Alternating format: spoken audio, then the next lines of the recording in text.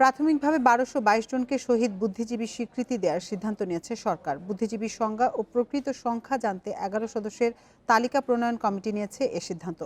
১ বছরের মধ্যেই চূড়ান্ত তালিকা প্রণয়ন করা হবে বলে জানিয়েছেন তারা। তবে এর সদস্য মুনতাসির মামুন বলছেন, ৪৯ বছর পর প্রকৃত সংখ্যা বের করা বেশ দুরূহ।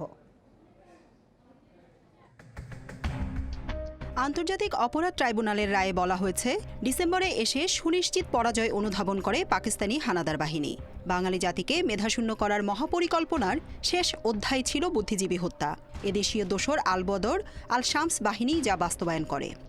একেবারে গ্রাসরুট লেভেলে যে আমরা এই তথ্যগুলি নেব, আমাদের তো মুক্তিযোদ্ধারা আছে বা এমনকি শহীদের পরিবাররাও আছে এবং আশেপাশের লোক আছে যারা কিন্তু বলতে পারবে যে এই মানুষটি মুক্তিযুদ্ধের পক্ষে ছিল না বিপক্ষে ছিল।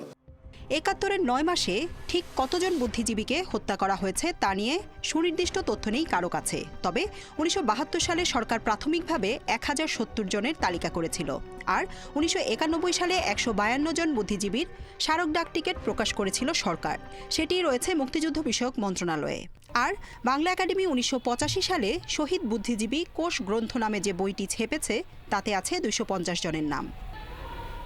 চলতি বছরের ১৯ নভেম্বর শহীদ বুদ্ধিজীবীদের তালিকা প্রণয়নের লক্ষ্যে ১১ সদস্যের কমিটি গঠন করে মুক্তিযুদ্ধ মন্ত্রণালয়। মন্ত্রী জানিয়েছেন, মহান স্বাধীনতা যুদ্ধে শহীদ বুদ্ধিজীবীদের প্রকৃত সংখ্যা জানা ও সম্মান রক্ষার তাগিদেই হচ্ছে এ তালিকা। এছাড়া আছে বেশ কিছু আবেদন নিষ্পত্তির প্রয়োজনীয়তা। আমরা প্রাথমিকভাবে ১২২২ জনের মতো হয়, সেই তালিকাকে আমরা অনুমোদন দিয়েছি এবং ভবিষ্যতে আমরা বিভিন্ন আবেদন আমাদের কাছে বহু আছে, ভবিষ্যতে হয়তো আরও আবেদন আসবে। বুদ্ধিজীবীর সংজ্ঞা নির্ধারণে বাংলা একাডেমি ও বাংলাপিডিয়া যে সংজ্ঞা নির্ধারণ করেছে তা মূল ভিত্তি হিসেবে বিবেচনা করা হবে বলে জানিয়েছেন গবেষকেরা। আমার মনে হয় আমাদের একটা তালিকা থাকা উচিত শহীদদের এবং শহীদ বুদ্ধিজীবীদের। সম্পূর্ণ তালিকা করা কখনো যায় না এবং এখন তো ৫০ বছর হয়ে গেছে। বুদ্ধিজীবীদের ব্যাপারে এটা কিন্তু বঙ্গবন্ধু সরকারের সময় থেকে এটা শুরু হয়েছিল প্রক্রিয়াটা। আরও কিছু সরকারি প্রতিষ্ঠান থেকে এগুলো হয়েছে।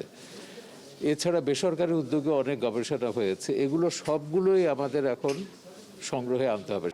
মুক্তিযুদ্ধের পুরো সময়েই ঢাকা বিশ্ববিদ্যালয়ের শিক্ষক, সাংবাদিক, শিল্পী, সাহিত্যিক ও নানা জেলা উপজেলায় হত্যা চলেছে। কমিটির সদস্যরা জানান, ৩০ লাখ মুক্তিযোদ্ধার তালিকা তৈরির চেয়ে শহীদ বুদ্ধিজীবীর তালিকা প্রণয়ন সহজ হবে।